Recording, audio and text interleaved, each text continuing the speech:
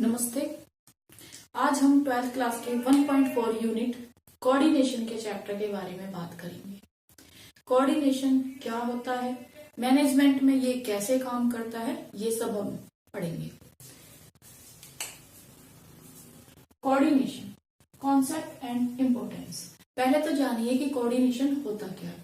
Coordination होता है किसी भी एक्टिविटी में, यानी जब भी आप कोई काम करते हो किसी गोल को अचीव करने के लिए, तो उन सभी एक्टिविटियों के बीच में एक तालमेल बिठाया जाता है जिसे कोऑर्डिनेशन कहा जाता है। जैसे एक्टिविटी अलग अलग टाइप्स की हो सकती है, परचेज करना, सेल्स करना, प्रोडक्शन करना, फाइनेंस। आपके एक बिजनेस में अलग अलग डिपार्टमेंट होते हैं जो ये अलग अलग काम करते हैं, लेकिन सभी डिपार्टमेंटों का एक ही गोल होता है। क्या टारगेट होता है कि ज्यादा से ज्यादा प्रॉफिट कमाए जाए, अपने बिजनेस को ग्रोथ लेवल पे ऊपर लेके जाना है। तो परचेज वाला काम करे या सेल्स वाला या प्रोडक्शन या फाइनेंस, सभी के बीच में एक कोऑर्डिनेशन होना आवश्यक है, तालमेल बिठाना आवश्यक है। मान लीजिए परचेज वाला अगर रॉ मटेरियल परचेज करता है तो सप्लायर क्या पूछेगा, आपको कितना रॉ मटेरियल चाहिए। तो इसे क्या पता कि कितना चाहिए, ये किससे पूछता है, ये प्रोडक्शन वालों से पूछता है कि आप कितना माल बना रहे हो। उसके बाद ये पूछता है, तो उसके बाद परचेज रॉ मटेरियल परचेज करेगा, उसके बाद ये प्रोडक्शन करेंगे, उसके बाद सेल्समैन से भी ये पूछा जाता है कि आगे मार्केट में हमारे जो ग्राहक हैं उनको कितना माल चाहिए ताकि उतना ही प्रोडक्शन कराया जाए। ठीक है, क्योंकि प्रोडक्शन आवश्यकता से अधिक भी नहीं होना चाहिए, क्योंकि बाजार में हो सकता है कि कल को फैशन आउट हो जाए या टेक्निकल चीजें चेंज हो जाएं तो आपका प्रोडक्शन वेस्ट हो जाएगा। और आवश्यकता से कम भी नहीं होना चाहिए कि सप्लाई कम पड़ जाए। ठीक है, तो इसीलिए ये सारी चीजें आपस में कोऑर्डिनेट करके ही की जाती हैं।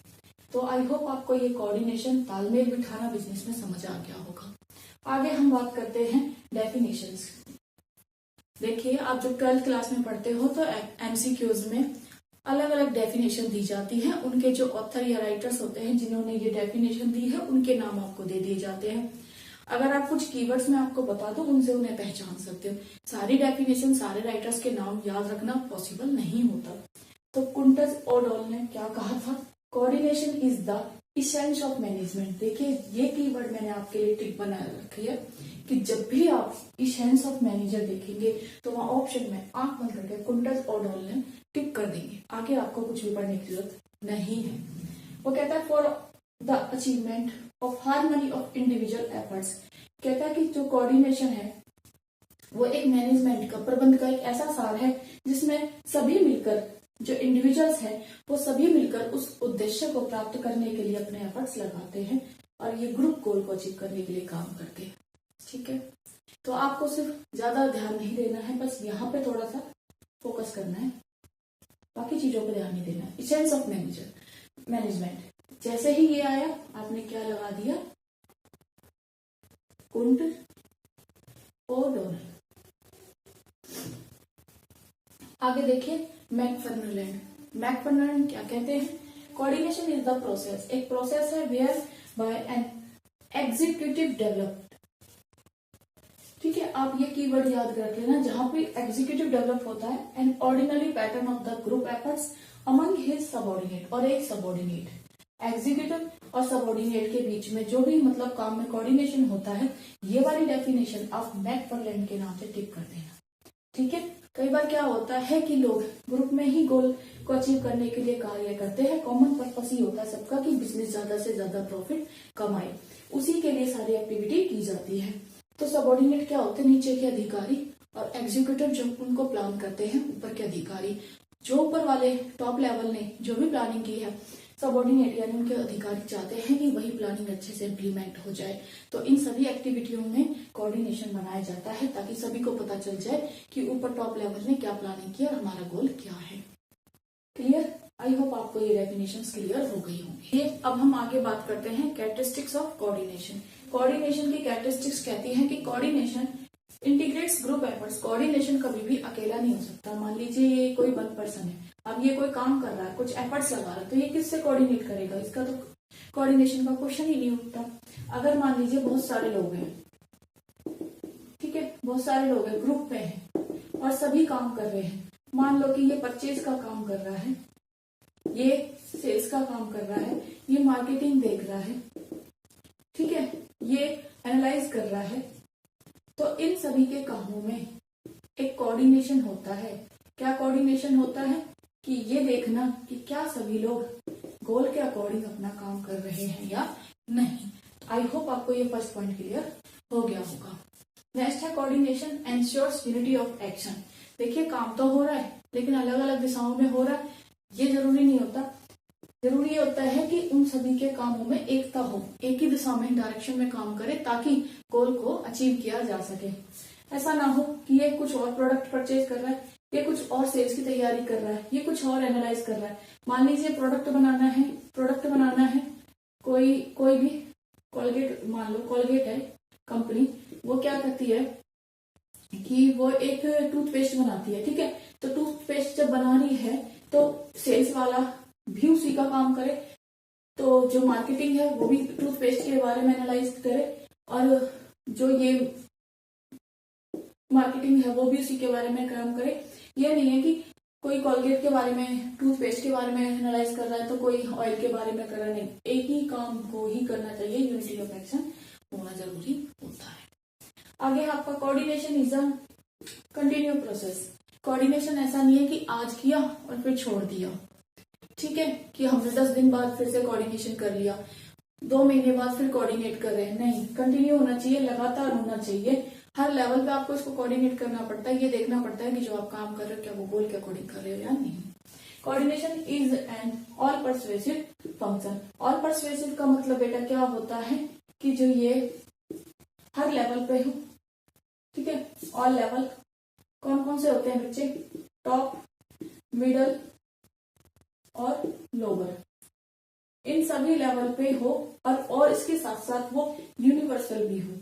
यूनिवर्सल मतलब चाहे आप इंडिया में काम करें, चाहे आप जापान में काम करें, चाहे आप यूएसए में चले जाएं, हर जगह आपको कोऑर्डिनेशन देखने को मिल जाएगा। इवन हर फील्ड में मिल जाएगा। हर फील्ड मतलब बेटा चाहे वो एजुकेशन हो, ठीक है, चाहे वो हॉस्पिटल हो, चाहे आप ऑफिस में देख लो, किसी भी फील्ड में देख लो, हर जगह आपको कोऑर्डिनेशन की जरूरत पड़ती ही रहती है, क्योंकि सभी काम को एक साथ कोऑर्डिनेट किया जाता है, तालमेल बिठाया जाता है। अलग अलग डायरेक्शन में कोई ऐसे काम नहीं होता, ठीक है। Coordination is the responsibility of all manager. देखो ये नहीं है कि कोऑर्डिनेशन सिर्फ एक ही की जिम्मेदारी है, ये सभी लेवल पे, चाहे वो टॉप हो मैनेजर, मिडल हो या लोअर मैनेजर हो, सभी की जिम्मेदारी बनती है कि वो मिलकर कोऑर्डिनेशन का काम देखें। आगे कहता है coordination is a deliberate function. देखो कोऑर्डिनेशन को बड़े अच्छे से किया जाना जरूरी होता है, अनुशासन में रहकर किया जाना जरूरी होता है, टाइमली किया जाना बहुत जरूरी होता है। कोऑर्डिनेशन और कोऑपरेशन दोनों में अंतर होता है। कोऑर्डिनेशन और कोऑपरेशन दोनों में अंतर होता है। इसका मतलब होता है सहयोग की भावना, यानी आप दिल से दूसरे की रिस्पेक्ट करते हो, उसका अपना पूरा सहयोग देना चाहते हो। ये कोऑर्डिनेशन होता है कि आपसी तालमेल, यानी यहाँ पे कम्युनिकेशन भी होना जरूरी है। क्या होना जरूरी है? बातचीत होनी भी जरूरी है। इसका मैं एक बहुत अच्छा एग्जांपल देना चाहूंगी, तो आप थोड़ा सा ध्यान दें। एक पर्सन था, वो एक टेबल पे बैठा था और वहां पे उसके 4 फैमिली मेंबर बैठे थे। उसने कहा कि मेरे पास एक पैंट है और वो बहुत लंबी है, उसे 4 इंच कट करके आना। वहां पे जब उसने ये बात कही तो उसकी वाइफ, उसके बेटी और बेटा सभी बैठे थे। वो ऑफिस चला जाता है, उसकी वाइफ को याद आता है कि उसके हस्बैंड ने उस पैंट को छोटा करने के लिए बोला था, तो वो टेलर के पास जाती है और अब जो ये पैंट है इसको नीचे से 4 इंच कट करवा लाती है। यानी वो सहयोग करती है अपने हस्बैंड की बात को और काम कोऑपरेशन करती है। थोड़ी देर बाद फिर उसे अलमारी में रख देती है। थोड़ी देर बाद उसकी बेटी आती है और फिर उसे भी याद आता है कि पापा ने ये बोला था कि पैंट को थोड़ा सा और कट करा के लाना है। तो वो उसको फिर टेलर के पास ले जाती है, कट करा के लाती है। ना तो उसने अपनी मम्मी से पूछा कि उन्होंने ऑलरेडी कट कराई है या नहीं, ना तो उसने दोबारा एक तरह से कट कराई, लेकिन उसे पता नहीं है। फिर थोड़ी देर बाद उसका बेटा आता है, फिर देखता है अलमारी में पैंट रखी है, वो भी उसे कट करा के ले आता है। यहाँ तीनों ने कोऑपरेशन किया अपने फादर की बात को, अपने हस्बैंड की बात को, लेकिन उन्होंने आपस में कोऑर्डिनेशन नहीं किया। उन्होंने एक दूसरे से नहीं पूछा कि आपने वो काम पहले कर लिया था नहीं। तो यहाँ पे काम तो हो गया, यानी पैंट क्या बन गई, हाफ पैंट तो बन गई, ठीक है, हाफ ही रह गई है, वो काम तो उन्होंने कर दिया क्योंकि वो कोऑपरेशन करना चाहते थे, लेकिन उन्होंने कोऑर्डिनेशन नहीं किया, एक दूसरे से पूछा ही नहीं। तो एक बार करने वाला काम 3 बार होके भी अच्छा नहीं हुआ, वो बेकार हो गया। तो इसीलिए यहाँ पे कहते हैं कि कोऑर्डिनेशन बहुत ही ज्यादा जरूरी होता है किसी भी बिजनेस में, किसी भी फील्ड में, ताकि आप अपने काम को अच्छे से कर पाओ। आई होप आपको ये कैरेक्टरिस्टिक समझ में आ गई होंगी। और बेटा ये टॉपिक मोस्ट इम्पोर्टेंट है और आप इसे स्क्रीनशॉट ले सकते हो या नोट्स भी बना सकते हो। Coordination is the essence of management. Most important topic है और हर बार एग्जाम में आया हुआ है। जब भी आप एसेंस ऑफ मैनेजमेंट की बात करोगे तो यही पॉइंट लिखोगे। मैंने आपको पहले भी बताया था कि मैनेजमेंट की जब भी आप मीनिंग की बात करोगे तो मैनेजमेंट में क्या 5 चीजें आती हैं। 5 चीजें आती है बेटा आपकी, क्या होती है वो, प्लानिंग, ठीक है, उसके बाद ऑर्गेनाइजिंग, उसके बाद स्टाफिंग, देन डायरेक्टिंग और कंट्रोलिंग। तो यही आपकी 5 चीजें हैं जो आपकी मैनेजमेंट में आती हैं। बस हमने जब ये क्रिया की है, जब ये एक्टिविटी की है, तो उनके साथ हमने क्या जोड़ दिया है, हमने कोऑर्डिनेशन को जोड़ दिया है और वही बन जाता है आपका coordination is the essence of management. तो पहले बात करते हैं हम कोऑर्डिनेशन एंड प्लानिंग। बेटा जब भी वो प्लानिंग करेगा, ठीक है, एज ए मैनेजमेंट आप जब भी प्लानिंग करोगे तो क्या ध्यान में रख के करोगे कि जो मैं प्लानिंग कर रहा हूं उसके साथ ये देखोगे कि क्या वो कोऑर्डिनेट अच्छे से हो पाएगी या नहीं। प्लानिंग करते साथ आप कोऑर्डिनेशन पे भी ध्यान दोगे कि सेल्स डिपार्टमेंट परचेज वालों के साथ अच्छे से कोऑर्डिनेशन करेगा या नहीं, किस तरह से वो मार्केटिंग के साथ कोऑर्डिनेशन करेगा। तो ये बातें भी आप ध्यान में रखेंगे। अगला पॉइंट कहता है कि कोऑर्डिनेशन एंड ऑर्गेनाइजेशन। ऑर्गेनाइजेशन में आप पहले ही डिपार्टमेंट्स को सेट कर लेते हो। तो जब आप डिपार्टमेंट्स सेट कर रहे होते हो तो वहां पे भी ये देखोगे कि क्या ये डिपार्टमेंट एक दूसरे का कोऑर्डिनेट अच्छे से कर पाएंगे या नहीं। जब आप यहाँ पे काम कर रहे हो तो एज अ ऑर्गेनाइजेशन को ध्यान में रखते हुए आपको काम करना है। आगे कहता है स्टाफिंग। जब भी आप स्टाफिंग की बात करते हो, यानी आप लोगों को काम पे रखते हो, तो आपको ये ध्यान में रखना है कि ऐसे लोगों की नियुक्ति की जाए, ऐसे लोगों को काम पे रखा जाए जो आपने जो प्लान किया है वो अच्छे से काम को करे और साथ ही साथ एक दूसरे के साथ कोऑर्डिनेट भी करते हुए चले ताकि काम डिले ना हो और आसानी से पूरा हो जाए। Coordination and directing. डायरेक्टिंग का मतलब होता है क्या करे, कैसे करे, इस सबके निर्देश देना, लोगों को बताना। तो आप कोऑर्डिनेशन के साथ साथ उन्हें जो डायरेक्टिंग कर रहे हो कि इस काम को इस तरह से करो, इसको ऐसे करो, तो उनके बीच में एक सामंजस्य होना चाहिए। जब आप उन्हें मोटिवेट करो तो नेगेटिव ना कर दो, उनको पॉजिटिव मोटिवेट करो, क्योंकि डायरेक्टिंग के अंदर आपको मैंने 4 चीजें बताई हैं, सुपरवाइजन, लीडरशिप, कम्युनिकेट और मोटिवेशन। तो आप इन सभी चीजों को ध्यान में रखते हुए ही यहाँ पे कोऑर्डिनेशन करोगे। नेक्स्ट है आपका कोऑर्डिनेशन एंड कंट्रोलिंग। आप जब कोऑर्डिनेशन कर रहे हो तो यहाँ पे कंट्रोलिंग को ध्यान में रखते हुए करोगे कि हर कोई एम्प्लॉय जो आपने गोल को रखा है उसी को पूरा करने के लिए एक्टिविटी कर रहा है या नहीं। ऐसा तो नहीं है कि जो आपने स्टैंडर्ड एक फिक्स किया है उस लेवल तक काम हो ही नहीं रहा है। अगर नहीं हो रहा है तो कहाँ गलतियां हो रही है, उन गलतियों को किस तरह से दूर किया जाए और कैसे एक दूसरे के साथ कोऑर्डिनेशन भी बना रहे, इन सब बातों का आप ध्यान रखोगे। आई होप आपको coordination with the essence of management clear हो गया होगा।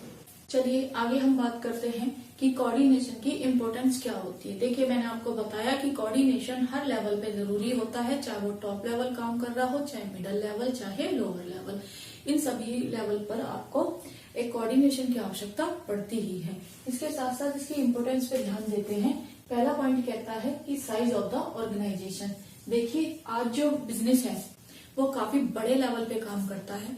इतने बड़े लेवल पे अलग अलग डिपार्टमेंट्स होते हैं, अलग अलग लोग होते हैं, हर इंसान की अलग अलग सोच होती है, अलग अलग उनके इंडिविजुअल उद्देश्य होते हैं। अब इतने सभी लोगों के बीच में अपने बिजनेस के गोल को अचीव करने के लिए उन सब के बीच में एक उनके द्वारा किए गए कार्य के बीच में कोऑर्डिनेशन तालमेल बिठाया जाता है ताकि सभी एक ही दिशा में कार्य करें। तो जितना बड़ा बिजनेस होगा उतने ही आपको कोऑर्डिनेशन की आवश्यकता पड़ेगी, इसलिए मैंने लिखा है साइज ऑफ द ऑर्गेनाइजेशन।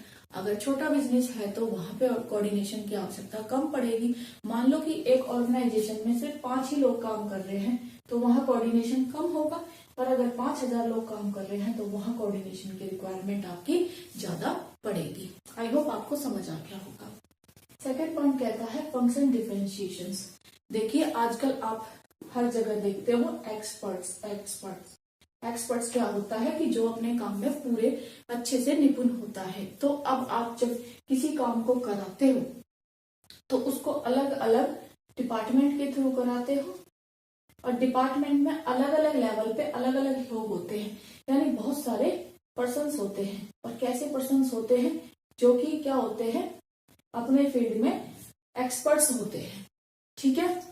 जिसकी वजह से क्या होता है कि अलग अलग लोगों की सोच अलग अलग होती है, अलग अलग थिंकिंग होती है, अलग उनका काम करने के तरीके होते हैं, और फिर इतने लेवल पे हर काम के बीच में कोऑर्डिनेशन की रिक्वायरमेंट तो पड़ती ही है। तो जितने ज्यादा आप अलग अलग काम कराओगे उनमें उतनी ही कोऑर्डिनेशन की आवश्यकता पड़ेगी। आगे कहता है स्पेशलाइजेशन, ठीक है। तो आप कुछ चीजों को स्पेशलाइज्ड कर देते हो। मान लो कि एक डिपार्टमेंट सेल्स में एक्सपर्ट यहाँ बिठा दिया, एक आपने मार्केटिंग में बिठा दिया, ठीक है। सेल्स में भी सेल्स पर्सन टीम बना देते हो, जिसमें कि सेल्स बंदा एक एग्जीक्यूटिव अलग होता है, ठीक है, फीडबैक लेने वाला अलग होता है। अलग अलग स्पेशलाइजेशन कर देते हो, अलग अलग लोगों के बीच में भी कोऑर्डिनेशन की आवश्यकता ज्यादा ही बढ़ जाती है। Interdependence of different process. आज एक ही काम को अलग अलग प्रोसेस के थ्रू कराया जाता है। मान लो कि आप एक शर्ट ही बना रहे हो तो कटिंग का काम किसी और डिपार्टमेंट को दे दिया जाता है, स्टिचिंग का अलग, ठीक है। उसके बाद ऑल्टरिंग करनी हो या कलर करना हो तो वो अलग, पैकेजिंग का अलग। तो ये सब अलग अलग काम कराए जाते हैं, अलग अलग प्रोसेस के थ्रू काम हो रहे हैं। तो जितने ज्यादा प्रोसेस होंगे वहां उतनी ही कोऑर्डिनेशन की आवश्यकता पड़ेगी। अब किसी अकेले इंसान के साथ काम करने में और किसी छोटे मोटे बिजनेस में कोऑर्डिनेशन की कम आवश्यकता पड़ेगी, लेकिन जब आप बड़े लेवल पे करोगे तो उतनी ही बड़ी आपकी कोऑर्डिनेशन की आवश्यकता पड़ जाएगी। आप ये एक एग्जाम्पल घर से भी ले सकते हो। जब भी आपके घरों में शादियां होती है या कोई पार्टी प्लान होती है या पार्टी की जाती है तो वहां पे सभी को अलग अलग काम सौंप दिए जाते हैं। तो सभी एक दूसरे से कम्युनिकेट करते हैं कि तेरा काम हो गया नहीं, तूने फूल वाले को बोल दिया या नहीं, टेंट वाले को बोल दिया नहीं, ताकि एक काम को 2 बार ना किया जाए, एक काम को एक ही बार किया जाए और कोई भी काम करने से छूट ना जाए। तो इस एग्जाम्पल को ही आप बिजनेस में ले जा सकते हो कि किस तरह से वहां पे यही देखा जाता है कि जो हमने टारगेट बनाया था, गोल रखा था, वो पूरा हो रहा है या नहीं, कहीं हम रिपीट तो नहीं कर रहे हैं या कुछ काम रहने से छूट तो नहीं गया है। आई होप आपको ये इम्पोर्टेंस ऑफ कोऑर्डिनेशन अच्छे से क्लियर हो गया होगा। मैंने बहुत सिंपल और इजी लैंग्वेज में आपको समझाने की कोशिश की है। अगर आप मुझसे कोई और सब्जेक्ट कॉमर्स के पढ़ना चाहते हैं तो कमेंट में लिख सकते हैं, और अगर आपको मेरा पढ़ाया हुआ पसंद आ रहा है तो वीडियो को लाइक, शेयर और सब्सक्राइब कर सकते हैं। Thank you very much.